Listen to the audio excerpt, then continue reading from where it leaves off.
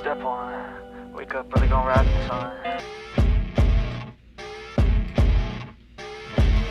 As you wake up in the morning, you want to find the latest, greatest information about criminal cases and have an intuitive conversation about the suspects associated with these cases. Head over to the Bullhorn Betty channel on YouTube.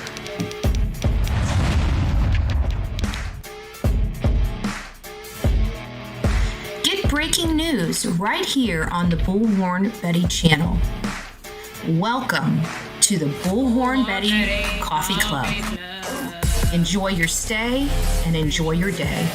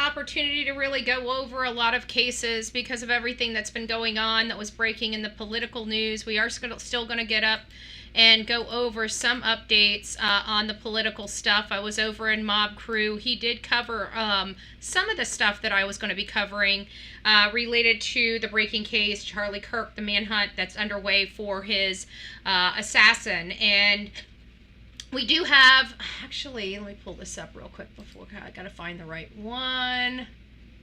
No, here it is. We have a missing person, and I don't know if you guys heard about this. I didn't hear he's been found yet.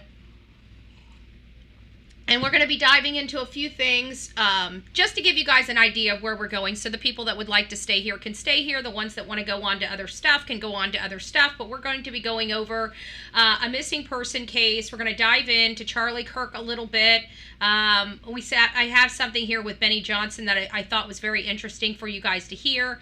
And then we've got some updates on Sebastian, well, not really updates, just I guess stories. You know, Sebastian Rogers is making his way back into the headlines. So over the last week, there's been several different articles that have come out related to some of the information from the FBI, people trying to keep his name alive.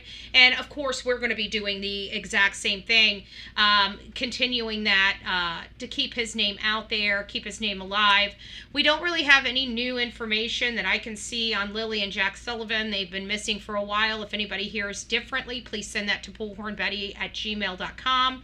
And we just got an array of different articles that I think that you guys may like, that we haven't gone over, that is current with true crime and everything that we are doing. Hello, guys. It's nice to see you. It's nice to see you. I am sorry.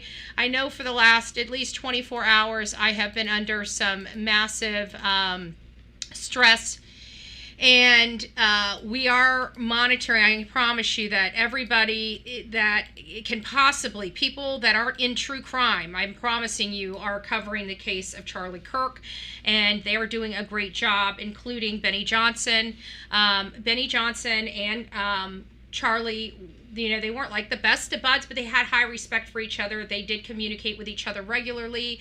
Benny was seen at a lot of his events, and Benny was also at the Butler event with President Trump when all that happened. And I think it's very interesting because a lot of people bringing that up, and I'm going to explain something to you. We did finally get some confirmed information. So this morning I heard there were some things scrolled on the bullets. I didn't know if that was accurate or just misinformation, but I went ahead and told some of the people that I knew about it. And I believe I spoke to you guys about it earlier. Again, my head is very foggy, so I don't know what all I've conveyed to you guys, but it has been confirmed, and I truly believe I know what's been scrolled on there because I heard about it earlier today. But the mainstream media, while it hasn't been released publicly yet, I don't think law enforcement has released the information just quite yet. So in an effort to follow the protocols of our federal government, and not really protocols, we don't have any protocols or social media, we can do whatever the hell we want, I'm going to keep it at that. Benny, if we get to that part of it, we'll explain it a little more and explain where it was derived from this morning. But again, I may not play all the way through, but you guys could check it out on his site. I mean, the information is out there, at least now. So anyways, let's get on with it. I think I forgot to add my background, nice stuff for this, so I apologize for that. There we go. So, because I always forget to take all the it's all the stuff we're supposed to be doing with this new program. I constantly forget. Okay, forgive me. And it's going to continue to happen. So there is a missing college student right now. Let me get over here so I can scroll up. There he is. There he is right there. I'm pretty sure. Is this out of Wisconsin? I'm confident this is out of Wisconsin for some reason. Ithaca, New York. So we got a New York college student missing right there. His name's Jonathan D'Agostino. He was announced missing by New York State Park Police Wednesday afternoon. He's been missing since Sunday. Ithaca, New York, state and local police are searching Buttermilk Falls State Park for missing Ithaca college student.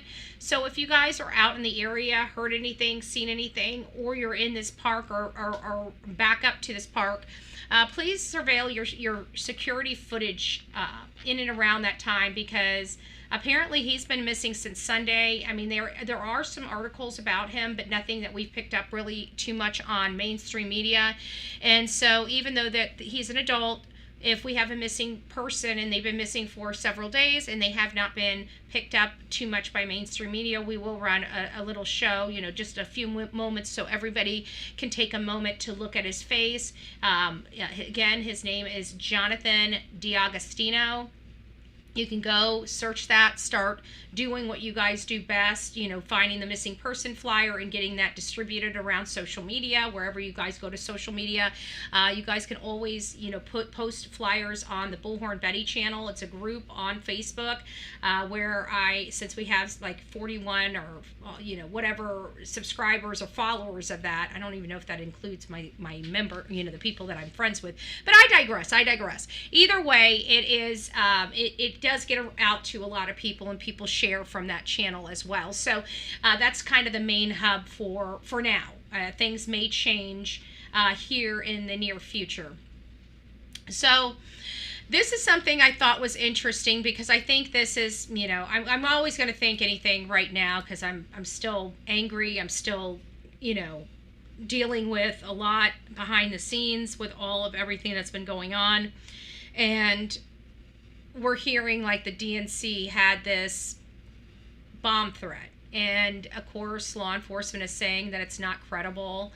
They didn't, the headquarters, they just found not credible by police. So it sounds like people are doing damage control. There is some information for Charlie Kirk that I think is very, very, very damaging. I think that it's possible, I know somebody was talking about Antifa in here earlier today, and I'm like, no, they're a bunch of knuckleheads and stuff like that. Well, it sounds like there was Antifa Antifa type scrolls, I might as well just tell you, on these bullets and firearm that they acquired. I for whatever reason, I still think it's a red herring. I think that this is the setup. I think this was intentionally this setup. I don't know if this person anticipated being picked up on so many cameras, but it sounds to me like from what I'm hearing is they've got some really good footage of this guy.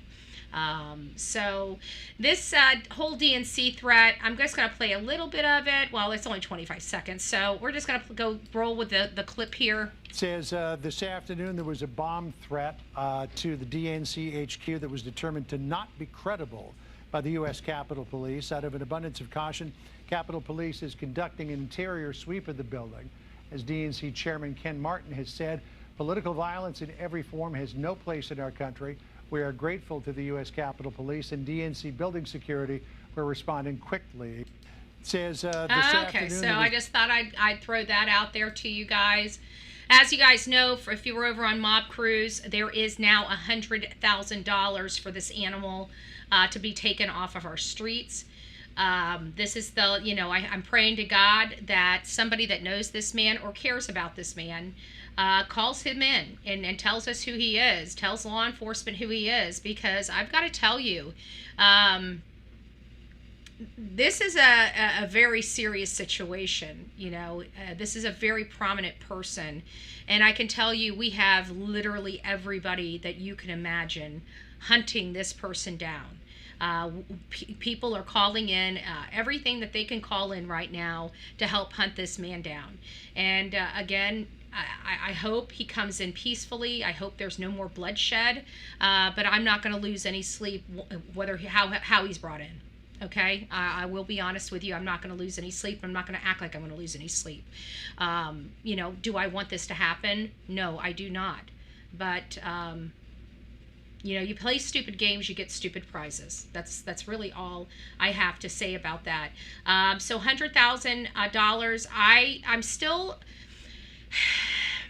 We're going to get to Benny's comments literally right next, because I want to get moved on, because I know I've consumed the channel over this case for the last 2 days. We're going to consume this channel a little bit more throughout the week and stuff like that, but we still have a lot of cases that we are covering, and we do need to inform our audience about news and case updates. So I'm trying to juggle many balls, and forgive me, my brain's going to be a little mushy, but we'll move through this, and as the days come and my head starts getting clearer, things will still be progressing correctly. But at the end of the day, we need to find this guy. And I'm very confident. Listen, guys, I'm going to tell you this. I'm very confident that they are hot on his trail.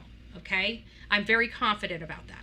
I'm confident that now that they've got a lot more than we believe that they have. Okay, I'm confident they're hot on this man's trail. I'm confident that at this point they may even know this person's name. They have not released anything like that out into the public. I don't know if they are going to in any fashion until they can't locate him, and then they're going to most likely be coming to just like they did with his photo. They wanted to give themselves some time to identify this person before they put his photo out. I can't tell you whether they identified him before putting the photo out. Sometimes they'll have an idea, and then they'll put the photo out and see if a lead will come in to confirm that idea so they can explore a little bit more. It could be something like that. We know that obviously there was somebody that was tipped off something big was going to happen here. It sounds like this is state actor. Don't know which one. I mean, I know who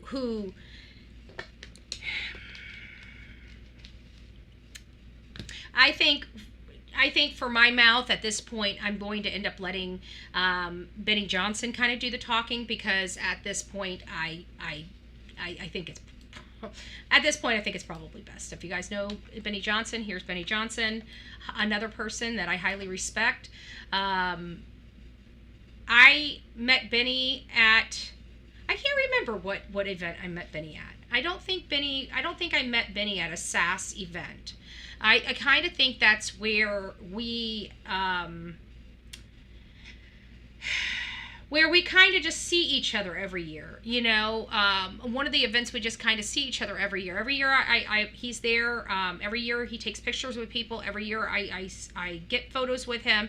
This last year was a little different. The design was a little different, not the same. You know, most of the people that used to bring in the crowd, like Pete Hegseth, Dan Bongino, you know, the president of the United States, that they weren't in those positions when this whole movement started. So there was a big void in the last SAS because all of our loved people have gone on to be patriots and work for the Trump organization, or excuse me, the White House, and in their respective positions within our government now. So there was just a lot missing, I thought, this year. And I was hoping, you know, it's really kind of an off year. It's not a 2028. We knew that pushing into 2028 that I had expected Charlie to get a little more aggressive and start, but again, I just need to let that be. If you guys don't know Benny Johnson, I'm going to start. I've got my place marked. I don't know if we need to go. If we need to go back, we will go back. But I think this is the most important part, right? Let's go back there, right here. So we're going to start right here. Since we were personally there, and we made an entire documentary about it, and we've done everything we can to try and explain these differences. Oh, okay. In Butler, so let me give you guys what this Matthew is about. Thomas Crooks, the assassin. So what I'm showing you here is there's been a lot of questions about, you know, the Butler event, okay? The Butler event that happened in Butler, Pennsylvania, where Donald J. Trump was, and people are like, oh, it's similar to that, and it's not. Because I think we're going to have to go back to the beginning, because what it ultimately results down to is that we all think this was a professional. And so he's breaking it down right now as to why we feel it's professional. And I think he does it very, very, very well. So I'm just going to shut up. And now that you guys are brought up to speed, he's going to tell you the differences. He was at Butler. A lot of my friends were at Butler. You know, the front row Joes were in the front row, like 5-6 feet away from where that shot rang off at in Butler. Okay, so this is not our first time that we've, you know, that my friends and other conservatives' lives have been put into danger because of these crazy people. Okay, this is not the first time that we've had to experience this. This is literally the second, and the second one was the most lethal. We've endured a lot, but this one hit. This one was bad. Okay, I'm gonna shut up. Was a gangly, bungling, sloppy jackass. Let me go back. He ran into we can to try and explain these differences. In Butler, Matthew Thomas Crooks, the assassin, was a gangly, bungling, sloppy jackass. He ran into constantly law enforcement, made himself a clear target, was being trailed by police with his clunky backpack. How he didn't get caught? Well, we still can't figure out that, right? I mean, I thought this one, but when Benny breaks this down, he's absolutely right. That kid was untrained. He was spraying versus target. You know, he just got lucky. It seems like he just got lucky. Mystery for the ages. He lumbered across a rooftop, being filmed from below, causing a ruckus, making a scene, getting captured on multiple cameras, people screaming from the ground. He's on the roof, trying to get everybody's attention. Sniper scopes from the police. Again, it is a generational mystery as to how this individual was not taken out sooner. You can clearly see him lumbering around with a rifle. And then when he gets the piss up to finally pull the trigger, he sprays bullets, killing members of the MAGA community, beautiful fathers and patriots, Corey Compertor, who we remember and will always remember forever. And he just fires wildly into the crowd. He strikes 3 other individuals in the crowd, along with President Trump in the head. And I also want you guys to know, if you guys do decide to go over here and watch the entire Benny show, take a look at his eyes. You can tell, just like many of us, he's been crying, okay? At the beginning of this show, you could tell he was also struggling very, very much. I mean, I can't express to you guys how hard this is for everybody. Charlie was a magnet, period. He truly was. He didn't deserve this, you know? He just didn't. Nobody deserves this. But of all people, he didn't. He never did anything wrong. He was pointing out the obvious, in my opinion. Maybe some people don't agree with that. I don't want to be killed over it. Thank God, not a fatal headshot, but nonetheless striking President Trump in the head. That's what happened in Butler. There was no escape plan for Matthew Thomas Crooks. He got taken out by a single shot. You can hear it and see it in the footage clearly. A single shot. Matthew Thomas Crooks was gone. I saw the blood stain myself, traveling all the way down the building for 15 feet. I want to make sure you guys understand. When he was taken out, it was a single shot, a professional single shot. Okay? Because what I seen happen in Utah was more like that guy to Crooks versus the other way around. And then 20 feet down to the ground. Done in a single shot. A single professional shot took him out.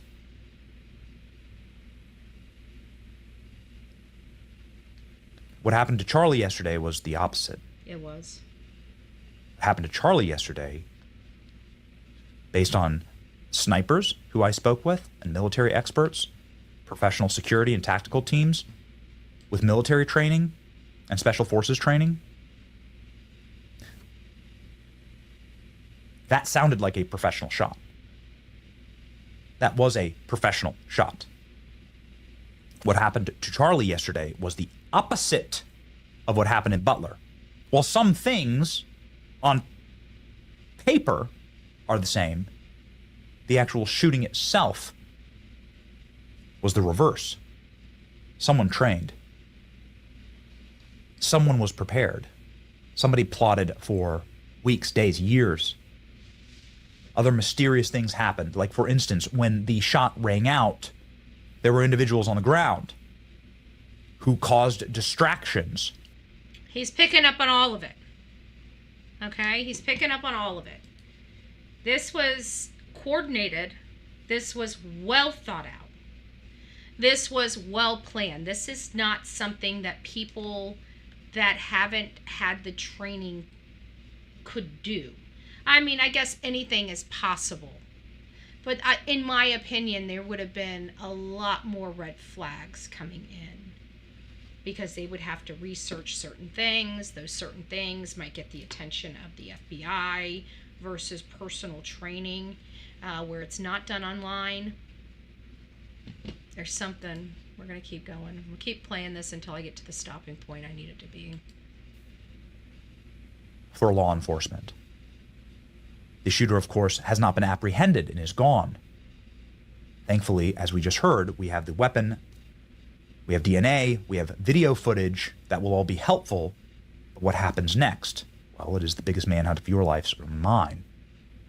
But the fact that this individual had an escape plan, was able to pull this off and then leave. This is going to be very important for everybody that's into this case. Undetected. Charlie Kirk travels with a phalanx of security guards. Very high. There's no less than 10 security. Highly trained military agents with him. They're not actively in the military. Many of them have served and trained at the highest levels. Charlie Kirk has an excellent security team, one of the single best in the business. Charlie Kirk, and it is often his events are staffed with law enforcement, as this event was.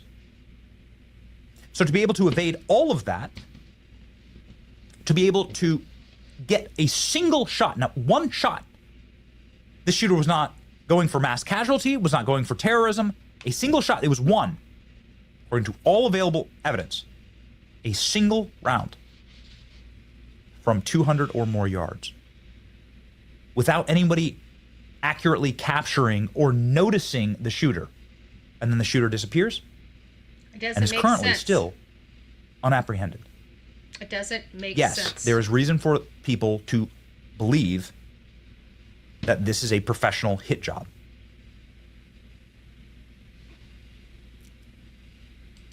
John Solomon is an excellent reporter. Okay, here it is. This is where it's coming in. This is what was leaked this morning, and it was posted out there for everybody to see. But again, I'm not going to say whether we should have put out there or whether they should have put out there or not. But I definitely am glad that they did. But I think I still am not convinced because of how executed this was. I still think that even the evidence they're finding was staged. I think they wanted the people to believe that this is some type of Antifa. I'm not there yet. And Steven Crowder has some leaked information. I want to talk about both. I want to begin by saying that I'm very, very close with Charlie and his team. And here is the thing here's what I wish to relay to you from them. That there is some considerable evidence that there were state actors involved here. That's it. I don't want to go any further than that. I can't go any further than that. That is what I've been told. It is not like this is exclusive to me necessarily. John Solomon said it last night on Sean Hannity's show. Here we go. And we all lost, no matter what side of the political aisle you're on, we lost something important in America today. But the case goes on. The investigation goes on. There's a lot of piecing of evidence together. We don't have a shooter tonight. We have a couple leads, a couple people that were released that probably aren't the shooter. There's a couple hot leads. There's a little bit of foreign intelligence.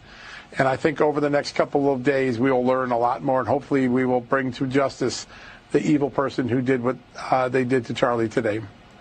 I don't like, hearing that we have, other countries helping us out with surveillance, because that's kind of, starting to lean more toward.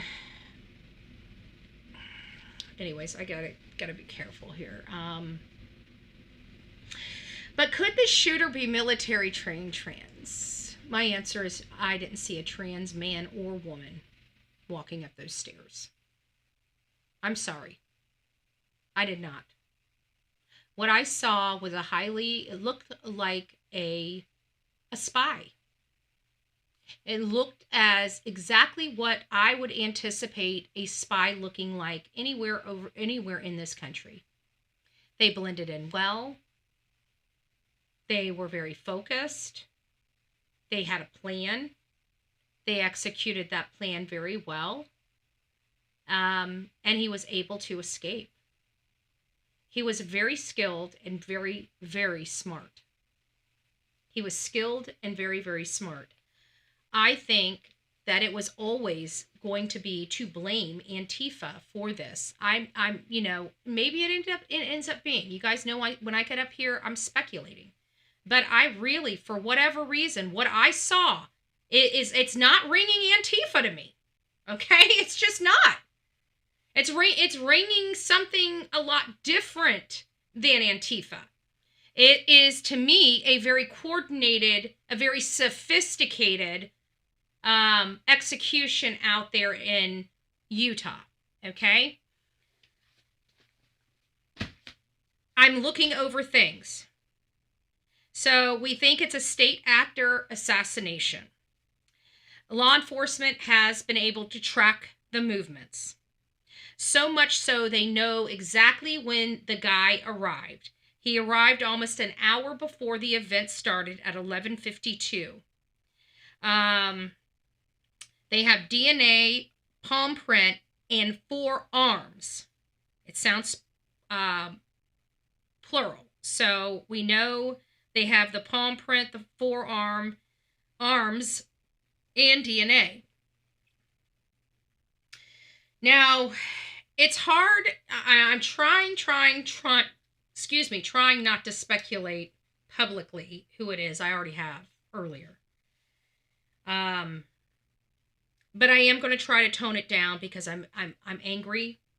But at the end of the day, we still have to treat this case like a case. And as hard as it is, every time I hear his name, every time I see these images, it is like a knife in my heart. And it is like a knife in the hearts of hundreds of thousands of people across this country. Hundreds of thousands. He made a difference. So we're looking at this as a professional and or political assassination.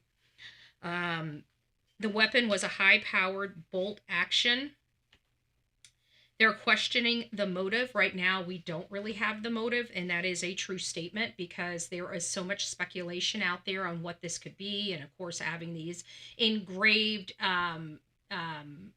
bullets, kind of like the CEO. This sounds like somebody that wanted to blame this on a young, stupid kid that was out there to make his name, like that whatever guy. I'm sorry. There's certain things I believe, there's certain things I don't believe. We're giving you guys all the information so you can create your own belief. You can borrow mine or you can find your own, right? But I believe that what I saw, I as hard as it is, I'm going back. It's the escape plan. It's the evading of all the security. I think that is what's giving all of this the notes of professional. Okay, it was the skill in which this person handled themselves. We saw a lot of people running, but we didn't pick him up. You guys need to think about that. He was on the roof. People were scattering. He would have taken time. So if you were looking and focusing, as soon as those things, the shot ran out, and you see people running out of the building, if you're focusing on those first immediate people, it can't possibly be him. Because it still takes him some time to get from one side of that roof to the other side of that roof, down the stairs and out. So he would have blended in with everyone else skilled. He seemed like an operative to me. Even the stance, going up the stairs, to me screamed operative. Where did he come from? I'm interested in this. I'm very interested, but I don't know. I don't ever say anything nice about Antifa, but, I'm still waiting to find out if this is an Antifa nut job, but it doesn't scream Antifa to me. I mean, Antifa are thugs that like to come in groups and, harass people and push people around and, and call you, like, I went and looked at, like, I'm like, what is fascism? Like, I don't even know what fascism, it's not, Betty. I don't even know what fascism is, right? I went up and looked up what the hell fascism is, and I'm reading the definition of it's not, I don't think so either. And I'm looking at what fascism is, and I'm like, really? People believe that we are these neo-Nazi, genocidal, homicidal people? Like, what are you drinking to think that people like me are a fascist? I'd like somebody to just explain to me how it went from this definition to pointing at people like me and saying these horrible things, Because I read the definition, I'm like, what? Like, we're dictators? Like, we're out here wanting freedom. We're wanting freedom from our government. How is that dictatorship? I don't get it. But anyways, I don't think it's them. I really don't. I'll get back to this, but I'll let you guys make your own decision. I just don't. Yeah, I hope so. I am hearing that they do have a couple of people of interest. That's the latest I heard from That's correct. Law enforcement. You're hearing the same thing. Yeah. All right. Final thing from Steven Crowder, and then we will move over to Congresswoman Anna Paulina Luna, who will be joining us, who has worked hand in glove with Charlie for the better part of a decade, and who, well, quite frankly, will be able to speak for herself on her relationship with Charlie. This from Steven Crowder. This is a leak from the ATF. Right here. I put this up because it is something that seems to have been corroborated, certainly in part, by the FBI's own reporting from this morning. And at the end of this, they will, there is an update on this that they didn't, he's going to tell you what we're hearing leaked, what was engraved on the items. But when you look at the news circuit, it's just going to say engraving. They're not going to, oh, did I hit something? I'm sorry. Yeah, a couple people, but you know, again, that was pulled from last night, and I still want to, like, even my mom, my stepdad, you know, they were looking at that, and they're just, both of those guys behind Charlie just are bothersome, you know, they're just bothersome. Their movements, they would have been in the scope, the line of the scope. They were right behind him. They could have given signals at any time. They were right behind him. I don't know what's going on with those two guys, but even, you know, and if you guys know anything about my stepdad, he's from the Marines, so he's a retired Marine, or honorably, I don't know what his classification. I don't know those things unless somebody tells me, and I know I know about it from when I was younger, when him and my mom got together, but I forgot. I don't know if he's retired or if he's honorably discharged, or I think he was medically discharged because he had the shoulder. He fell on his shoulder and had some major surgery for his shoulder while he was in the service. But I digress. You know, when he, you know, was talking to my mom, and my mom's calling me and saying, you know, those are like baseball signals behind him, and I'm like, huh? And my mom's like, yeah, those look like baseball signals. And that, I think that's what my stepdad told her, is that he's looking at that stuff, and it appears they're signaling something. And people can use all kinds of different signals to get stuff done. My dad got a Purple Heart in Korea. Well, thank you for your service, the whole family's service. Betty, you get involved in your government more than most of us. Oh yeah, there's no doubt about that. I'm definitely highly involved. The politicians, I mean, I don't get along with my politicians hardly at all. I mean, even the ones that I like, they end up doing something to piss me off, so it's like, you know, what do you do? So I just, you know, I'm not really affiliated with anybody, because I don't want anybody telling me what I can and cannot do, and what I can and cannot say, and stuff like that. You know, I used to be the secretary of our local Republican Liberty Caucus. You know, I had a position in the Republican Liberty Caucus, and it's like, you know, as soon as the president started telling me what I can and cannot do when I'm not affiliated, you know, when on my own personal time, like I tell everybody, kick rocks.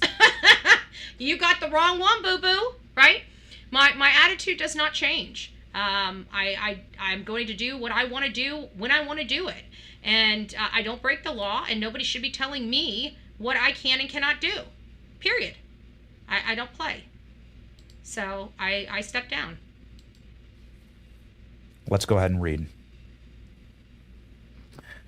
Approximately 12:24 p.m., conservative political influencer Charlie Kirk was shot and killed at Utah Valley University. Kirk was speaking at the university as part of the American Comeback Tour. Again, this is from the DOJ.gov full report. And they talk about what they found. Let's jump to what they found. Agents responded immediately. The suspect fired one shot from an elevated position on a rooftop adjacent to the building. On the campus surveillance video shows the suspect jumping off and fleeing the area on foot. ATF and other law enforcement located an older model imported Mauser 30-06 caliber bolt action rifle. Mauser 30-06.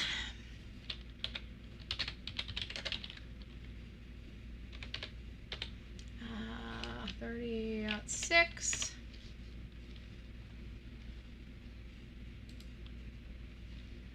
So that is kind of the gun. I got to see it. It's all black. It's all black. It was all black with like a scope. So that is kind of what we're looking at here, you know? This right here is kind of what we're looking at, but it's in black. I saw the whole thing. I saw the thing, and not only was it black, it was wrapped in a towel. It was wrapped in a towel. All right, let's get back to Benny. Wrapped in a towel in a wooded area near the campus. The location of the firearm appears to match the suspect's route of travel. Spent cartridge was still chambered, in addition to 3 unspent rounds in the top of the magazine. All cartridges were engraved with wording on them expressing transgender and anti-fascist ideology. I think they used the outcry that we've been having as a way to set up the transgender and Antifa community for this hit against Charlie Kirk. I still think that this was, a Mauser is a sniper rifle for, Mossad.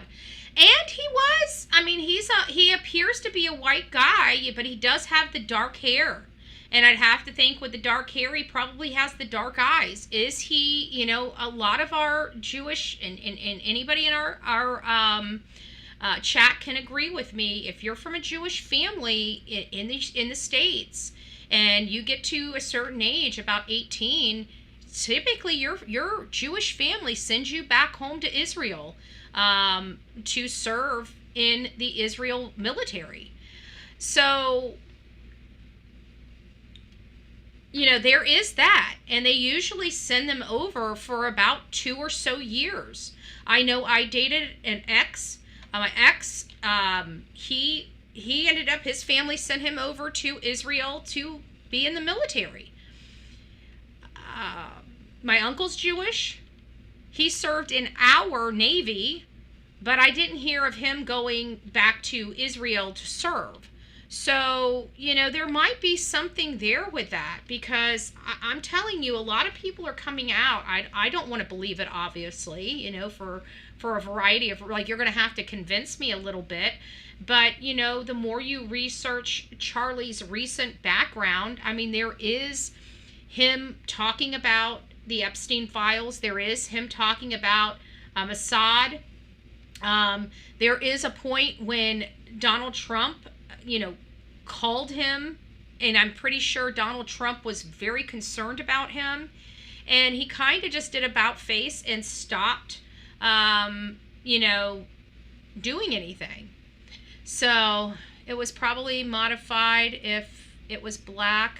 I'm leaning toward the guy being a sniper. Yeah, there was definitely, and everybody's like, 200 yards is easy. No, it's not. Okay? Yeah, to hit a target, 200 yards away, a trained person could probably at least hit the target, okay? That's not what we're talking about here. We're talking about a skilled and precise shot, okay? You're talking about a precise shot. This is, you have wind, there's a lot of variables that go into a bullet traveling in a trajectory for 200 yards. It's very difficult. Scope was used, yes. It's a very difficult. So, I understand. I've shot rifles and I've shot shotguns. Shotguns, I don't like shooting for the obvious reason, the kick. But rifles, they have a kick, but to me, not like a shotgun. The rifles, I can tell you, I'm lucky, and I think I'm a fairly good shot. I can get like 100 feet, 200 feet. I can probably get a can or hit a watermelon or something like that. But you're telling me I got to take that, basically, if you're looking at yards and it's 2 football fields, you're talking about you're talking about a lot here. You're talking about a lot. So it's, I don't know. It's not easy. I don't care what anybody's saying. To me, it doesn't seem like any normal person can have that type of precision unless they're trained to have that type of precision. An emergency trace has been submitted to the ATF. Working on leads generated by the trace, the firearm and ammunition have been taken by the FBI and DNA analysis. For fingerprint impressions upon completion of the forensics, the firearms will be disabled. For additional importer information, multiple people of interest have been contacted and detained because eyewitness testimony and review of video footage. Primary suspect has yet to be identified. So they haven't, as of this morning, and that's when this was leaked, he had not been identified. I don't know why I feel like they have a good understanding. I know, Jamie, none of us would. I mean, you know, I'm angry about all this. Trust me, I'm beyond sickened to my stomach. I just don't know what to say. I actually need to start moving off of this topic because it's really upsetting me. But I guess what we should just probably do is just say there's $100,000 reward, but I do believe that this was a professional hit. Even I think that this was so professional that I'm even questioning the DNA, you know, until I know a little more. I'm even questioning like the DNA and everything like that because of if it truly was a setup and it truly was a state actor, who's to say they didn't steal this gun from somebody? Who's to say that they didn't,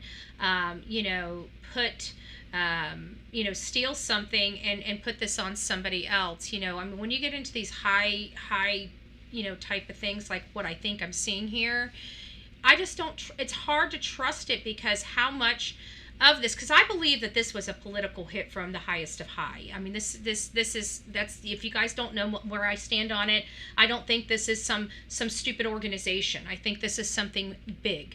Okay, this is something much bigger. I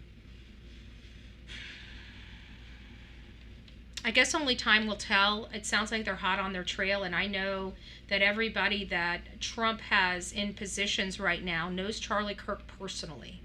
And that makes it a personal mission for our leadership right now to bring this SOB to justice. And President Trump has also signed an executive order that he is not entitled to any type of bail. He wants to speed up the process of the death sentence on whoever is ultimately brought to justice and convicted of the crime. Now, here in Florida, we have a real peach. His name is Steve Cody. He's down in kind of the Miami, Brevard, I don't know what real area he's in, but he works in Palm Bay. He's a Palm Bay council member. His name's Steve Cody, and he likes to be a keyboard warrior. He's just a disgusting piece of crap, and now he's got himself into some quite hot water politically, and people calling for his resignation. A Florida Democrat council member is at the center of political firestorm following controversial social media posts that made light of the recent assassination of conservative commentator Charlie Kirk. The post was highly ignited widespread condemnation from state Republican leaders who are calling for his immediate removal from office.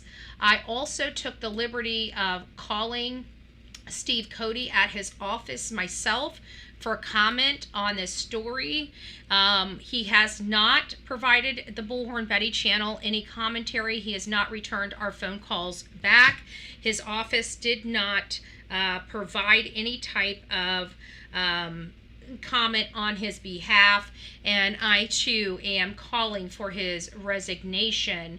Unless he can find some way to justify his comments, I would like his resignation. But I've given him every opportunity to call me back to explain why he did what he did, or just explain his side of the story.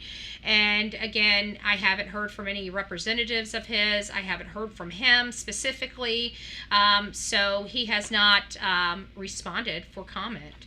So I thought I would fill you guys in on that information. Real horrible person. And then we're going to get into Mickey Stines. Mickey Stines, if you guys remember, Mickey Stines happens to be, let me get this stopped so we can listen to it. He was a sheriff that kind of, in a small Kentucky area, And he made major headlines because in this judge's chambers, there was a recorder. And this recorder picked up him committing homicide against that judge. This is a judge that he's known for years, one of his alleged friends that he's known for years. And we're trying to get down to the nitty gritty of what truly happened and why he felt, he made sure that the judge was gone, including pulling a chair back and taking one final shot before putting his firearm down and walking out for arrest. He did not fight arrest. He knew that they were going to have to arrest him. And it's just a little odd because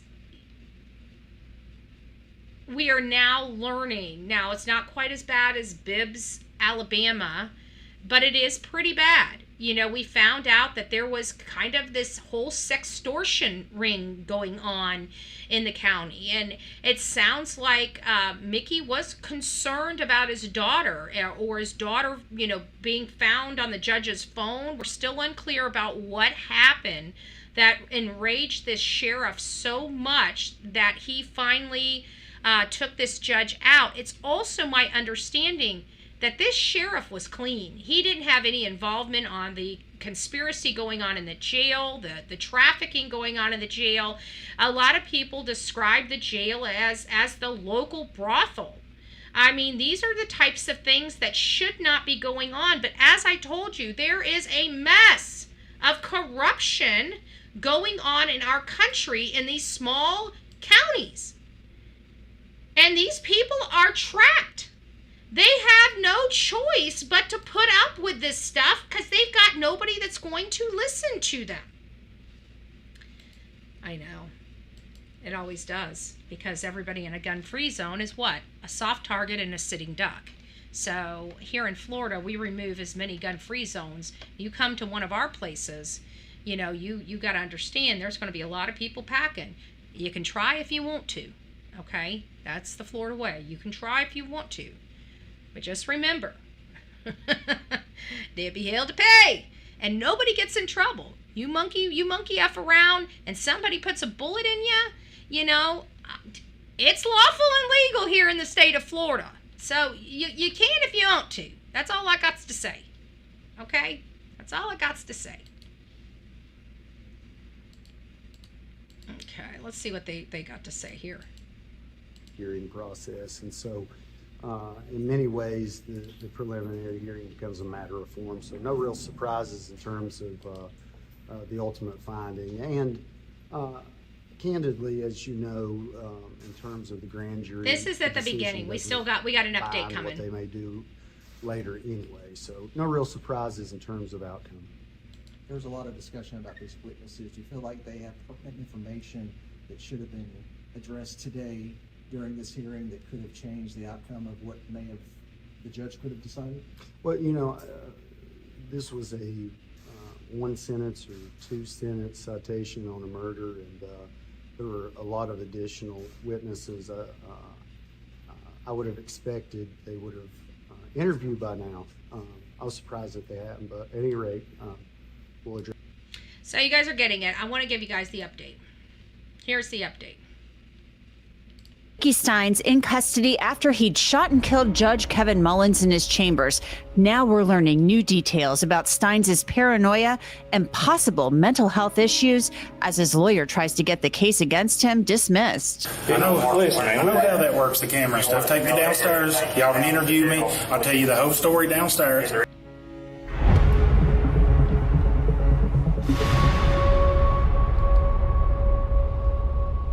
So you guys get it.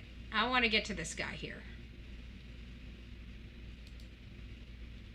Touches on what was actually going on behind the scenes. We look at the Benfield's deposition, the deputy that was convicted of having coercive sex with someone who was on probation and or on an ankle monitor at the time in the judge's chambers. We've got a video. I mean, if we take a step back here, we're talking about a live feed in the judge's office. That's unheard of. What? That's the first time I knew that was a live feed. Apparently, somebody could monitor that. If he's saying it's a live feed, it's a live feed. Why is there any live feed in a judge's chamber? Obviously, the judge was in doing some dirty deeds, okay? There's no ifs, ands, or buts about with this judge. Now, I don't know what the sheriff's, the sheriff, in my opinion, has a damn good case, but I still feel, yes, yep, Michelle, I think you might be onto something. But it sounds to me like the sheriff is going to do some time. Okay, he took somebody's life. We all can acknowledge that there were other paths forward for this sheriff, and that's going to be where this case, in my opinion, is going to lie. Is because he had other things at his disposal other than this taking a life or taking the law into his own hands. He was the sheriff. He could have arrested the guy. He could have arrested the judge. He could have arrested the judge, brought him down, and made his case. He chose not to. He chose to take a life. Now they're going to call into question his mental faculties. Was he mentally fit at the time? Because there is such a thing as, temporary insanity, where you do something and you don't know it's wrong at the time. Basically, something so shocking happens to you, it's almost like your body starts running itself. Okay, is basically kind of the understanding I have of it. And it doesn't mean that you are completely mentally incapacitated. It just means for that moment that this action happened, you were mentally insane. You weren't in control of your own body. Again, your brain, people have no earthly idea. Even the smartest people in our country, they may try to convince you they know all about the brain. I can assure you they do not. There are things that the brain does that we may never know in our lifetime or in the next 5 lifetimes that our brain is capable of doing, or that we have not learned to access in our brain. We do not use the full capabilities of our brains. The human being has not been able to access it yet. So there are the abilities for things to happen to our body without explanation. And a lot of people like to dismiss that, but it truly is true, okay? I can assure you it truly is true. When people are mentally incapacitated, they are mentally incapacitated. They don't think clearly. Their brain is not firing. The electrodes in your brain are not firing correctly. There are times when they can literally do a brain scan and show you how your brain's not firing correctly. But there's also these temporary situations, which I think Sheriff Stines does have at least probably. You guys who know me, don't do the insanity plea. It is a trap. It's nobody, very, very limited people are very successful on insanity pleas. But this one here, I don't know. He really might have a good defense in that arena. I'm not saying that it'll work, but he might really, truly have that,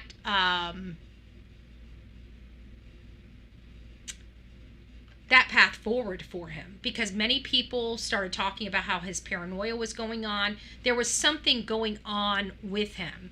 It might have been a lot of stress from this. It might have been stress of him thinking his daughter was involved with the judge. These are country folk. You keep your hands off daughters, okay? I don't know if you heard country songs and pepper and tailgates and all that kind of stuff. Well, that happens out in those country places, okay? People's tailgates truly do get peppered. It's just not in a song. I can't speak for the rest of the country, but I can speak for Kentucky. I've been in a lot of judges' chambers I've seen a lot of cameras, but I've never seen one that was a live feed, basically a security camera. My understanding, that camera went up after this prosecution of Ben Fields in the civil suit. So we know in those chambers there was things going on that shouldn't have been going on. So this was all uncovered because of Mickey Stines. This, you know, again, he still had better ways of dealing with it, but if he wasn't thinking clearly or he was in a mental psychosis, that might be a good defense for him. It seems to me that everybody is now listening to this judge. Everybody's starting to realize there's more here than him just walking in and unaliving a judge. That there truly is maybe some type of defense to what happened here. Not that I agree with it. I will never, ever, ever support people literally taking, even law enforcement, taking the law into their hands. He is law enforcement, but he had a duty if a crime was committed and the person was being nonviolent to arrest them. And he chose to take a life. Now, hopefully they can determine that he was mentally incapacitated when he took that life and appreciate the uncovering he did in the liberation of many women that were being, you know, abused by these officials. And that's what it was. These officials were abusing them. I want to know if anything's going, if anybody lives in a small community or you feel like something like this is going on in your jails, please reach out. If you're scared to reach out to law enforcement and you want somebody to look into it, reach out to bullhornbetty@gmail.com, bullhornbetty@gmail.com. We don't want this going on anywhere. This was a preventable situation, but sometimes you're just pushed to your breaking point. Was that what happened with Mickey Stines? I heard he was clean. I heard he was clean. He wasn't into the corruption in that county. People loved him, admired him. He was one of those people that would go out and help the neighbor. You know, now, again, I don't know any of these people. I'm just telling you what I heard. And it sounds like he was good. He was good people. He was good people. Oh, I forgot about this. So I'm not going to bore you or make you guys watch a video on this. If you guys remember, this was the Florida State University campus mass shooter. You guys remember Phoenix Eichner, his mom actually worked for the police department that was investigating this, which was really, really crazy. Well, he's had a public defender, and as crazy as this sounds, they were about to push this case right on through to trial in November, in just a few months. When have we ever had a case like this go to trial in the same year it happened? And so I think they were pushing, and the DA didn't, or the public defender didn't know what to do, because it sounds like, I don't think this guy could afford an attorney on his own, not for this type of crime. I mean, these type of crimes could get in the hundreds of thousands, maybe even low millions, to represent you or to whatever. And he's now being represented by private counsel, and they said that they will not be ready for at least 3 years. And so they've rescheduled the trial for March 2026, obviously not 3 years down the road. I don't know how they're going to be able to get very much further in 5 months, especially if this is maybe a nonprofit type of lawyer's office, or if the state has agreed to pay the fees for the attorney. He's going to have a defense. He's going to have his defense. It sounded like they were getting ready to railroad him. And not railroad him. I mean, he's guilty, but I also heard that this particular guy has some, mental capacity issues upstairs. And I'm sorry, I think that needs to be explored if so. Not that I think he shouldn't go to jail. I'm sorry, just because you have mental illness doesn't mean that you can go and hurt people and not be held accountable. To what degree is that? You know, if you allowed yourself to get all worked up and you go out and take somebody's life because you allowed yourself to get worked up when you know you have this mental illness, I don't have pity on people like that, okay? They knew what they were doing. They knew they had this problem. They chose not to take their medication. These are all choices they chose to make consciously.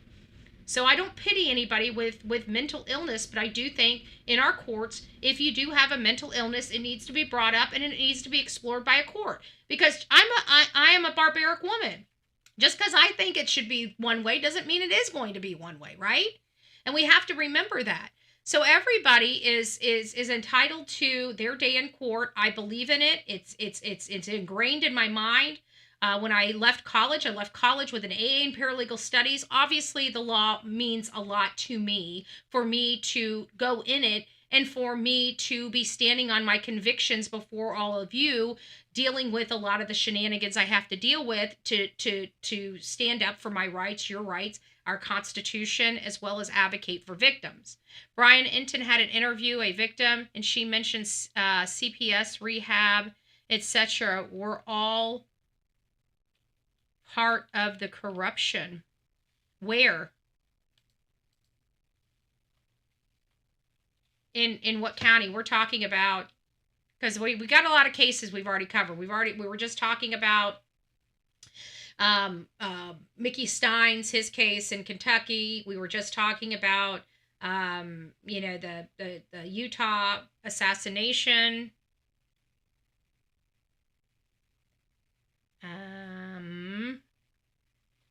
So I'm just trying to figure out, are you talking about Hendersonville? Are you talking about Kentucky? Brian Inton had interviewed a victim, and she mentioned CPS, rehab, etc. were all part of the corruption in Kentucky. Got it. So this was, it was big. Whatever it was the underbelly of society there in a small community. And I try to tell you, this is the type of corruption that's dangerous. You know, corruption, I'm sorry, I've been in politics long enough. I know there's corruption everywhere. If you have a politician in your community, there's corruption.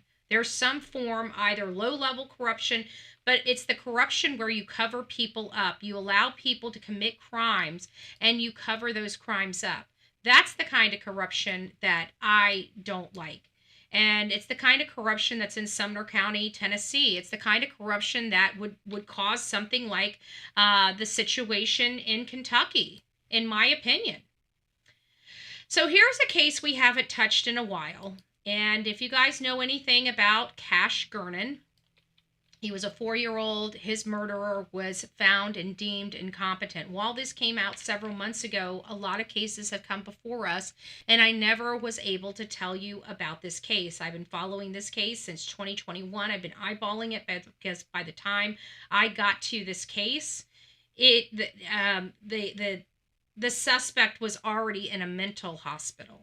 And I kept checking and checking. It's like, how messed up is this kid? Like, he, I expect him to be, not right, but 4 years of mental hospital, and he's still not coming to, charges.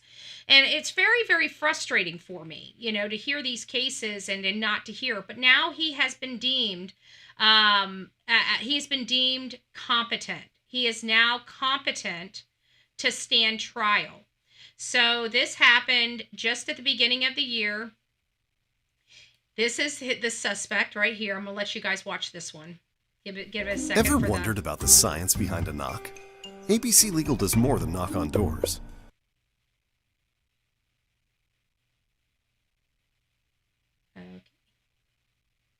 Boy from his crib and stabbing him to death is ordered to undergo a competency evaluation. Hello again, I'm Heather Hayes.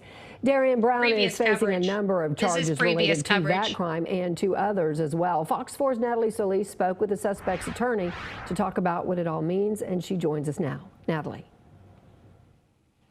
Well, Heather, that attorney for Brown says this is a key first step in representing his client, but he says he is also frustrated by the lack of progress in pushing this case forward. Right now, I'm just not confident that he can assist me in his defense. Defense attorney Heath Harris on his... And again, this was previously recorded. So just keep that in mind. His 18-year-old client, Darian Brown, facing several charges, including capital murder and kidnapping, for allegedly snatching 4-year-old Cash Gernon, who was staying with a family nearby, from his crib May 15th and stabbing him to death. It was horrible. What he did was absolutely horrible. And he snuck into the child was in their crib. Their child was in the crib. But that was the case. Brown was his attorney said that he's got an incompetent client, so they had to look into that, and they've stuck him in a mental ward trying to stabilize him for the last 4 years, and they are not moving forward. They were not moving forward with the case. So I'm hopeful that now that all of this has been resolved, that they start moving forward with the case. So here's in brief. Doctors at the state mental hospital says Darian Brown is now capable of understanding the capital murder charges that he's facing. Brown is accused of kidnapping 4-year-old Cash Gernon from his bed in Dallas and stabbing him to death. Prosecutors have video and DNA evidence that link Brown to the crime. Brown's defense team suggests that he may be entitled to an insanity defense. And, at the end of the day, I'm very, very, very concerned because they now have him stable. But again, I'm sorry, mental illness does not give you a right or a license to kill. It just doesn't. So I don't like the defense, but they're entitled to it. According to the court records, 22-year-old Darian Brown underwent treatment through an outpatient competency restoration program and is now capable of understanding the charges against him and able to participate in his own defense. Doctors notified the court of his competency, and the judge signed off on the order last week. So I anticipate this starting to, rev up. We've been waiting a long time. I wanted to make sure I put this out there for all of my friends that have covered this case in the past, that maybe you missed that he is competent now. Guys, this goes straight to Jeffrey Epstein. I told you guys I was going to give you guys a lot to digest today because we've missed a lot over the last 2 days because of the breaking news of the death of Charlie Kirk. What I like here is that the Epstein files people are still learning about what is behind them. And UK fires its ambassador. And this is the ambassador to Washington over emails to Jeffrey Epstein. They believe without a doubt that this guy some way, somehow was involved. Dad burn it, I hate this mouse. Was involved in the Epstein files, and whatever was in those Epstein files just got this man fired. If I recall correctly, I'll have to read this again. My head's a little foggy. I believe they have links. But they said something. It's a comment that they made. Days before President Trump arrived in the United Kingdom for a state visit, the UK has fired its ambassador to Washington over links to convicted sex offender Jeffrey Epstein. In 2008, before becoming ambassador to the United States, Peter Mandelson, a former cabinet minister and EU trade commissioner from the center-left Labour Party, wrote Epstein an email saying, "I think the world of you and I feel hopeless and furious about what has happened." And there is more to that we're not going to go over today. Also, on the SA and, our front, we have a well-known trafficker down. Girls Do Porn owner. He's been sentenced for luring young women to PST by the hundreds. This dirtbag right here. Mastermind this ST empire. This ST empire. This is out of San Diego. He now is shut down. I thought that was interesting. You guys would like to have that. And of course, still on the same front, which is surprising, and I figured you guys would like to hear this, San Antonio, Texas, not playing around. They did an undercover operation sting that netted 30 missing children. 30 missing children. What a great outcome. I hope that all the states are doing this.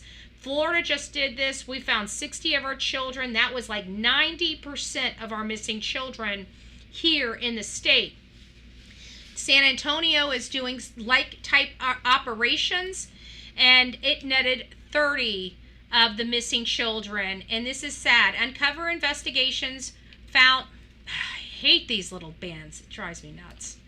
Undercover investigations found that more than 30 missing children, including victims of HT, over the summer as part of this collaborative, and guess who is involved in it? The U.S. Marshals. Again, the U.S. Marshals. The same organization that Eric Crackdick, Sheriff Snuggle Struggles, turned down for Sebastian Rogers. It seems like that whole community is hell-bent on never finding out who's responsible for the missing and disappearance and or death of Sebastian Wayne Drake Rogers. It is such a shame. But, you know, people that want to find kids, guess what? They work with the U.S. Marshals. People that don't want to find children, guess what? They turn U.S. Marshals away. So my question is, does it sound like Eric Crackdick is really looking to solve the Sebastian Rogers case, or waste a bunch of time so his friends can be free? I think it's the latter. But the U.S. Marshals were involved in this one just like they were involved in our state of Florida. Again, you know, this is a president that understands what we here in America are looking for in our country, and one of them is keeping our children safe. And if we are not hearing these calls from our government, the people that we pay money, we need to replace them. I can assure you that this right here is a direct result of the work of us getting President Donald J. Trump into that position, because I don't think these actions would be going on if we had the sick people that wanted to run this, that wanted to turn our children, our little 5-year-old kids, into S-toys. Let's not forget the party that likes to do that. They're a twisted frickin' party. Twisted. So thank you, U.S. Marshals, for the work that you did. We definitely appreciate it. And I kind of feel like, please open up. Open sesame. Is this the one? Ah, it is. I feel like North Carolina is starting. Where is it? Hold on. I'm on the wrong one. Where's my North Carolina story?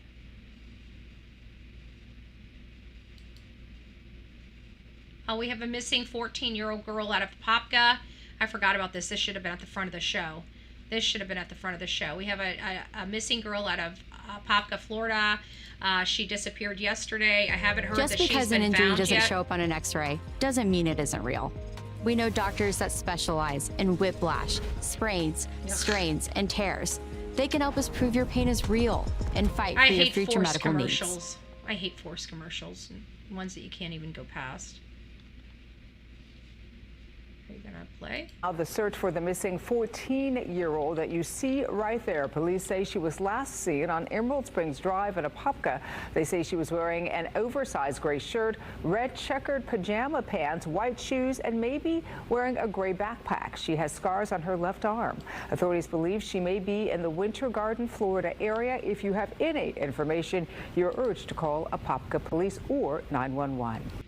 Okay, that should have been at the front. But where's my North Carolina story? That's it. I think this is it.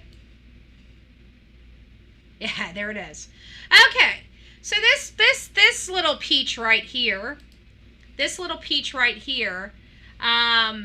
second time around, because we know that North Carolina has been a little soft on crime. Well, this time, I think they're finally getting the clue there in North Carolina that we don't let these type of people out on our street. So now it took a second person, because you know, I mean, they like to give them a little try out there to hurt somebody else. I mean, the policies of these twisted frickin' counties and their judges that are incompetent likes to let these SOs out to hurt your children. This is one such child predator right here, Joshua Hatfield. But today, they decided to say, hell to the nah. We've learned our lesson. We're going to keep you behind bars. And if you want out, you need to come up with a $2 million bond.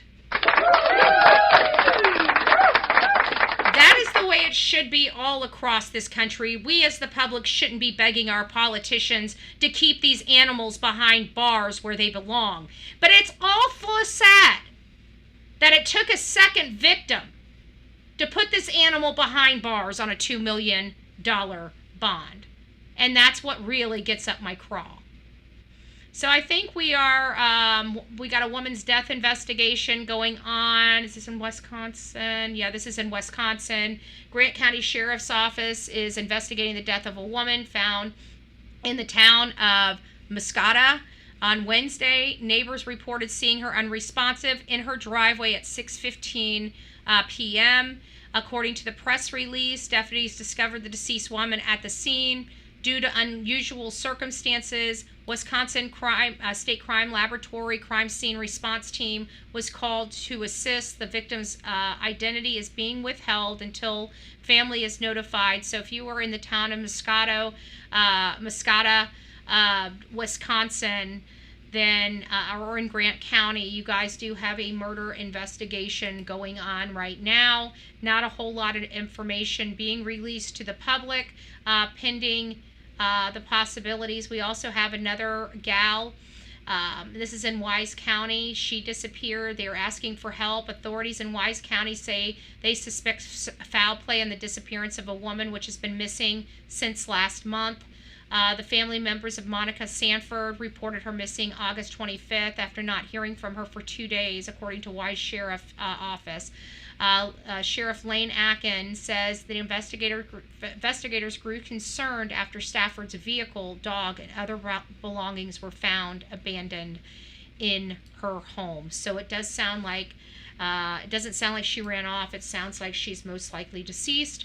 If you guys have any information related to that case, or would like to share that case, or would like to dive in, when we come into cases where we're kind of going through updated cases for you, updated case log of other cases, if you find something that interests you and you want some more information, you guys can send me emails. If I get enough emails, I'll take a deeper dive into some of the cases that we are talking about. Texas mother missing for weeks. While the dog belongings left behind. Oh, this is a second story about her, and I'm running out of time, so I need to go ahead and get wrapped up here. So, remains found in the woods. All these updated stuff. So, remains found in the wood, identified as missing mom of 6, seen alive more than a year ago. Hasn't been seen alive for more than a year ago. This is in Lake Charles, Louisiana. Her human remains were found in the woods of Vinton. Earlier this summer, have been identified as a woman who's been missing for more than a year, according to the Parish County Sheriff's Office. I can't pronounce that name. A person found the remains at Gummy Gully off of US 90 on June 16th. Louisiana State University Forensic Anthropology and Computer Enhancement Services Lab notified the sheriff last week the remains have been identified as Tamika Watley. So please keep the Watley family in your prayers, and she's been missing since June 2024. And I'm not going to go into this. We're going to probably do a show tomorrow with this as incorporated into it, and more Charlie Kirk updates by tomorrow morning. The 4 other people accused in Austin Drummond's case faced a judge in the quadruple homicide for their roles in this. So let's just tune in. Focal point in this case.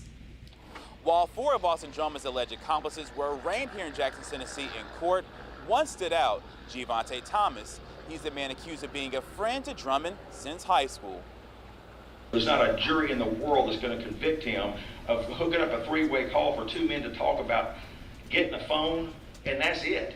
Passion fueled Gervonta Thomas's attorney, Joe Berg, during his arraignment. He's the man accused of being Austin Drummond's friend and accomplice. Drummond is the man charged with 4 counts of first-degree murder for a quadruple homicide in Lake County. The Madison County District Attorney's Office claims Thomas and his girlfriend, Michelle Ovelis, rented a vehicle for Drummond prior to the Lake County murders. Prosecutors say Thomas and Ovelis drove the vehicle from Madison to Lake County. Thomas's attorney states Tanaka Brown, another individual who knows Drummond, was involved with how the rental car was. Haha, he's still behind bars. He's still behind bars. That was the same man that said, I got the money, I'm gonna get myself out of here. Okay. Used, not his client. Brown subsequently calls Ms. Ovelis regarding the car. Mr. Thomas knows nothing about the car until after the fact. Neither one of them knew anything about a murder, an intent to commit a murder, none of that. Not until Tanaka Brown brings the car back. Dara Sanders and Eric Wise Jr. were also alleged to be involved with Drummond. The state claims the couple went to a Walmart in Madison County to purchase cell phones and duffel bags for Drummond, with surveillance footage recovered by the Tennessee Bureau of Investigation. Sanders is accused of allowing Drummond to stay in her apartment after knowing authorities were searching for him. They're all involved. Cut it out. Cut it out. We'll let the courts work it out, and we'll go through it a little bit more tomorrow. Let me make sure I don't have any more. We got those, and I think that's about it. The update on Sebastian Rogers, he's been, brought up. Of course, FBI issues a statement. I don't agree with their statement for a variety of reasons, which it's still a accessory after the fact. Like, the lady is harboring a fugitive. I mean, come on. They knew the cops were looking for him. Like, don't come knocking on my door as the cops are looking for you. Don't involve me in criminal activity. They say snitches get stitches. I don't have stitches, but I am a snitch. I am a snitch. You do not want to advise me of criminal conduct, okay? I will tell you, I will report it, okay? I'm a reporter, okay? I'm a mandatory reporter because I want to be a mandatory reporter. All right? You guys get it? All right, guys, I'm exhausted. I hope you guys got some information. I don't know if I'm going to be able to stop talking about Charlie or his case. And, I hope you guys still support me because this has got to stop. It's got to stop. But we also have other cases, we also have other victims, and we still have to stay focused on them and keep their names out there, like Sebastian Rogers, like Lillian Jack Sullivan, like Travis Decker, which is still on the run. They still haven't found him. And, we have to start trying to make sense of what's going on in this country. And I pray to God that everybody... The only way this is going to end is to vote the Democrat Party out. I'm sorry. You guys do what you wish, but they're evil.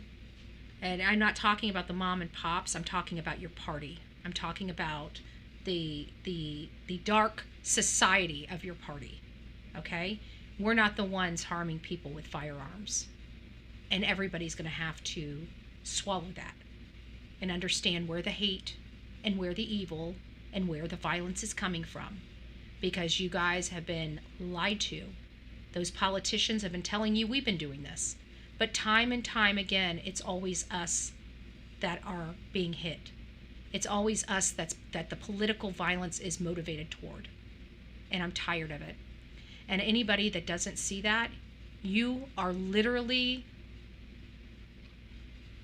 in denial. You're pure and simple in denial. Because I can list for the last 10 years how many Republican or conservative-minded people have been shot at, have been harmed. It's a lot. I'm done. So I'm going to be talking about this, and I pray to God that my family here on social media supports this channel as we make sense of all this. And I hope you guys do. All right, guys. God bless each and every one of you. We will see you tomorrow morning. We will have a good and full show prepared. I may end up going early because I've got a lot of stuff a lot of my personal stuff that has got to get done tomorrow, and I've got to use the rest of the day to get the stuff wrapped up. So I will talk to you guys soon. We will most likely be going live as early as possible tomorrow. If I can get rolling out, if you're on the replay crew, you're on the replay crew. Just don't forget to hit the like button and get that out. We need to share these things out. We need to start building up the, you know, I don't understand why we have so many issues with these political conversations. You know, it just shows you how many people, even in our own tribe, just don't want to have these conversations. Well, I hate to tell you, I'm about to force them down your throat. We're going to be having these conversations. We should be having these conversations. And I feel like I have been neglectful because we come here. Why is my Google not shutting down? Force quick. Something's dragging my system. Okay, there we go. All right, I just force quit it. We don't have any more, well, maybe we might still have some. Let me put it back up. Will it put all of my stuff back up? Probably not, because I had to force quit. Okay, well, we're not going to have any more. I can't even take the comment off that's on here right now. Lisa B, always, you're stuck on here until the end of the show. Because I can't take you off because I had to force quit my my Google Chrome because it froze, but whatever. All right, guys, I'm exhausted. It's been a rough 48 hours, and I've still got to plan tomorrow's show so we can have some decency. And are we still up on, can you guys hear me? I don't even know if you guys can hear me. Let me put this back up.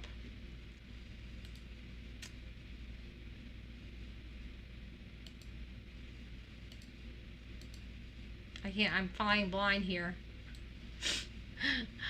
There we go, I'm fine, there we go. It still didn't update. Hold on a second. Hi. Good. I couldn't tell. All my comments just disappeared. They just disappeared. I'm like, what the hell? What happened? Let's see if I can get this back up here. There we go. Okay, you're all there. You're all there. And it's got my stuff all messed up now. There we go. It's got the whole darn thing messed up. What? All right, let's get you fixed up. Let's get you fixed up. There we go. Now we're back into business. Now we're back in the business. Let me get that little line out. There we go. All right, the little things. Like I said, I just wanted to tell you I've watched Dolly a little bit. He's an idiot. No shit. He's a joke. He's a joke. You know, he could do so much better, but he just, you know, that's his style. People like it for some reason. I don't understand it, but it's not for me to understand at the end of the day, you know.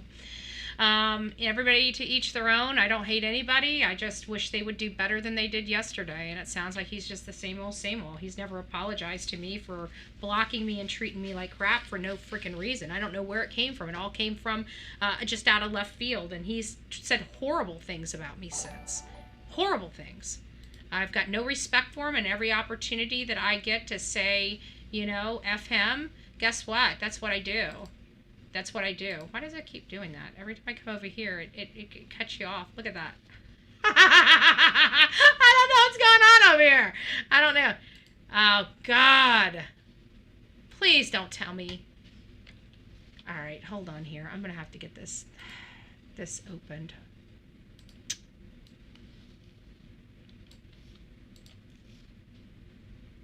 Breaking news shots. University of Mass.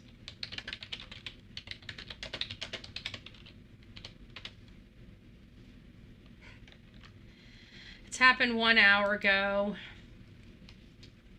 Let me see if I can get any information.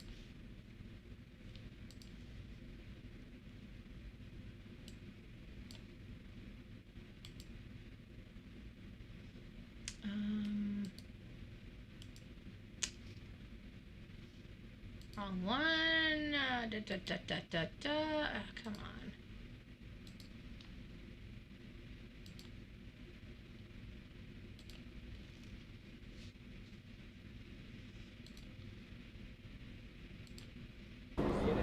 And this is the best case scenario, short of this not happening at all at the UMass campus. We are at Mount Vernon and the University Drive North. We have some disruption here, so I'm going to send it back to you in the studio for the rest of this story. All right, Rondella, thank you so much for that. And we will get back to you when we can. Of course, as you can see, this was the scene on campus early this afternoon. The numbers of people who were racing through the parking lot, racing around campus and responding to that moment. All right, let's go to our live team coverage that continues with Mary Saladna, who is also on campus. Mary. Yeah, Maria, we can tell you that there is relief now and things have returned to normal for the most part. I mean, I'm not sure if it sounds to me like maybe something happened, but it wasn't a major thing. Let me see what it is. What happened in Mass?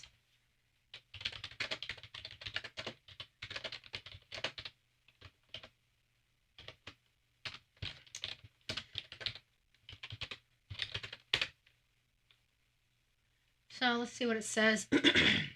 On September 11, 2025, U.S. received an unconfirmed report of a shooting on campus that prompted a large police response and the cancellation of evening classes and activities. After an investigation, police deemed the scene all clear and stated there was no ongoing threat. The initial report came in at 3:45. Incident prompted large-scale response. The university issued an alert for people to avoid the area. Within a little over an hour and a half, it appears they cleared the campus. So it doesn't seem like it was authorities still investigating the source of the initial report. It sounds like it was a hoax. Yeah, that's what it sounds like. We used to do all, you can't do that this day and age. You just can't. But back in my day, oh, good gracious. We called in bomb threats I didn't do it, okay? I'm just going to say I didn't do it. I mean, statutes of limitations would have ran out if I did, and I would own it if I did. But every time it came to, the exam, we would call it, bomb threats. It would be like, yeah, we got a bomb threat, woohoo! We always knew, and of course, the cops knew, the teachers knew, they came in and cleared, we all had to go to the field where we got to have fun and get out of class, and, sometimes if it was later in the day, they just sent us on home because they knew they wouldn't have the buildings cleared out before we did it. It was always some knucklehead, and they always got in trouble and got suspended from school. But we didn't have the type of violence we have this day, folks. When I went to school, we didn't have this violence. The violence didn't start until almost to the 2000s. It was 4 years, 1996, I think is the first one, maybe 1992. I can't remember. Was it 1992 or 96? I don't know. I don't care. The bottom line is that, I was a teenager besides one yesterday. There is an uptick in violence. All the violence we're going to find out is coming from the left, period. I know people are like, I can't believe you said that. I said it. I said what I said. I said what I said. It's coming from the left. It's coming from these nutbags. I'm tired of it. I'm not going to lie to my audience just to make peace with some people. I don't care. Okay? I don't care. Charlie Kirk was killed yesterday. Trust me. My feelings about other people's emotional problems is not my problem. Okay? It's not. I'm not going to sit here and make it my problem. If you got the problem, it's your problem to have. At the end of the day, we've got a trans problem. We got an angry left problem. Why? Because they're always calling us Nazis and murderers. Who the hell have I murdered?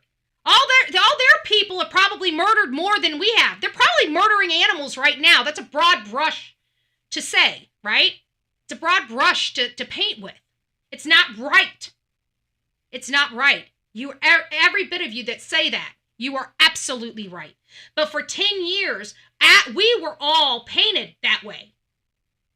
Charlie was painted that way. A good, wholesome Christian man that loved his family and spoke his truth and stood on his convictions.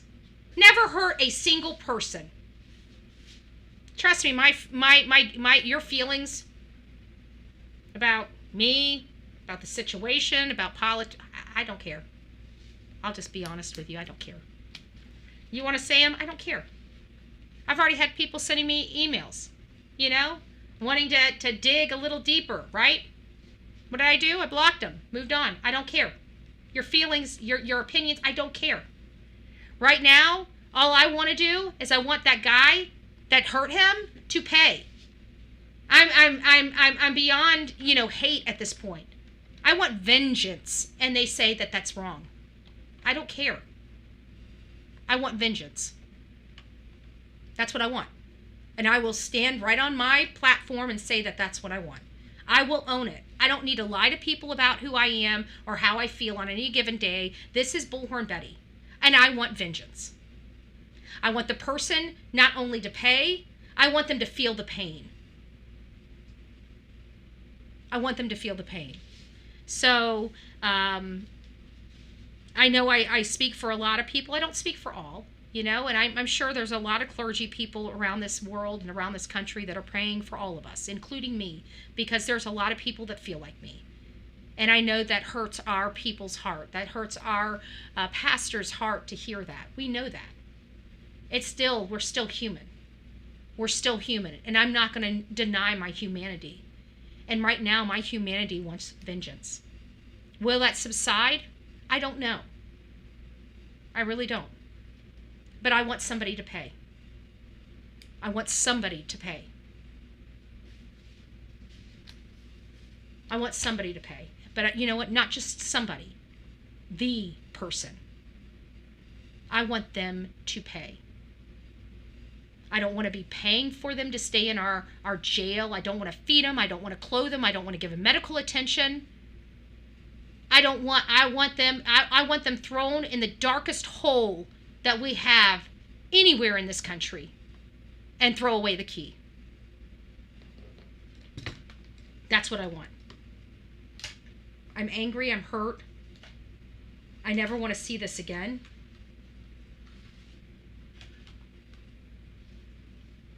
Anyways, all right, guys, and moreover, absolutely, I want the truth. I want the truth. I want the truth. I want the truth. We deserve the truth. We deserve it all. We deserve to know what happened. He was beloved. He was a powerhouse. He was an amazing person, and whoever it was, kicked a flippin' hornet's nest.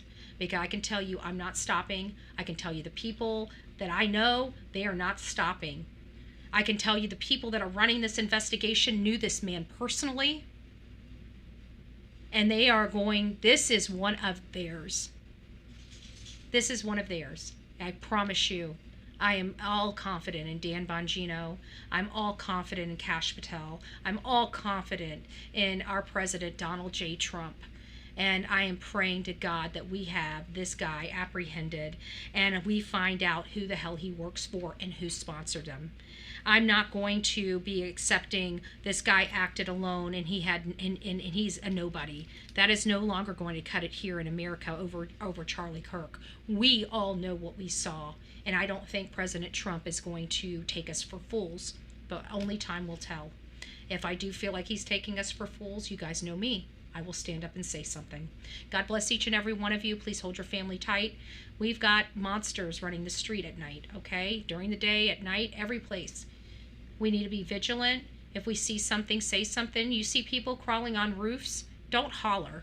Start picking up your phone and calling 911. There should be nobody scaling roofs. There should be nobody running across roofs. And there especially should be nobody in all black running across roofs. So if you ever see that, instead of pointing at it and recording it, pick up the phone and dial 911. Because I keep wondering if that guy would have just gotten off his damn phone and called 911 and said, hey, there's a guy on the roof. Could that have changed the outcome?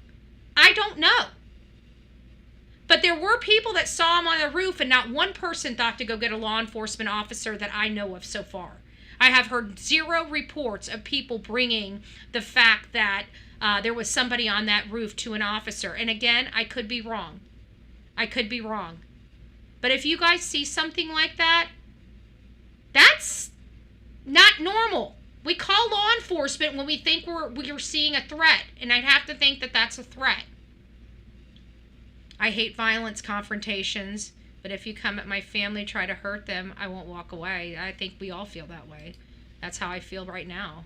I'm so blessed angry There's no other explanation there's nothing I can say that's taking this angry away. I'm angry. I went to bed upset. I couldn't eat. I was nauseous. I woke up this morning. I'm angry. I'm pissed. You know, and I see red. Have you guys ever heard that song? Red? I see red. Not because I just see red. I know if I feel this way, there are so many other people that feel this way as well. And I'm not going to say that you're wrong for feeling it. If you act on it, that makes us no different than the animals that did this.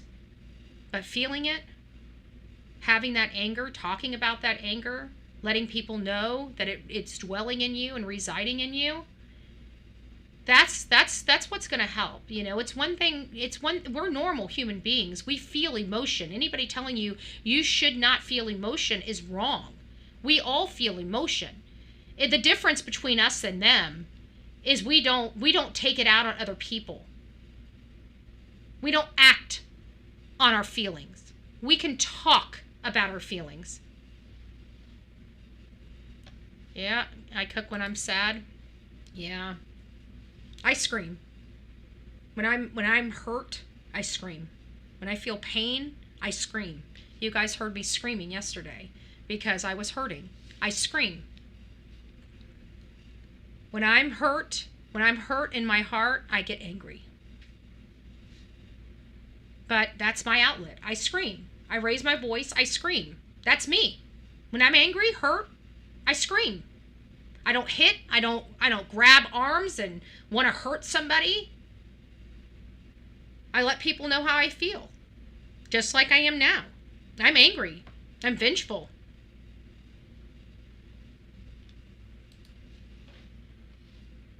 And I'm going to tell you, when he's there, I am going to clap when he gets the DP. I'd love to be there to see them put the injection in his arm. The world should see that. Actually, I'd like him to be in a firing squad, but hey, you know, whatever. All right, guys, I'm starting to get into a dark place. I need to keep myself up. I'm going to drink some more coffee. I'm going to go decompress, and then I got to get putting all this work together so it can be released tomorrow to the courts, and I can start moving on with my whatever. What? Do I hear a wimpy doggy? Where's my wimpy doggy? I hear a whiner. I heard somebody go, oh, come here. Hi. Oh, you know, mommy miss you. Oh, I'm so sorry. I heard her. She was in the bed. She was in the bed crying. Why are you crying? Why are you crying? Oh, you just wanted mommy. You just wanted mommy. She didn't even want to go anywhere. She just wanted to be in mommy's lap. She just wanted to be held. That's all. She just wanted to be held. I know she's felt a lot of pain. She's kind of been mopey with me. She's just licked me. She hasn't really, you know, we went out and played BALL earlier today, but, you know, she's just pretty much just been my gal pal, you know, just kind of sitting here letting me know that she's here and she loves me and not to be sad. Turn my frown upside down, she keeps saying. She keeps saying, turn that frown upside down, Mommy. And I keep saying, I'm trying. All right, you guys, have a great night. We'll see you soon.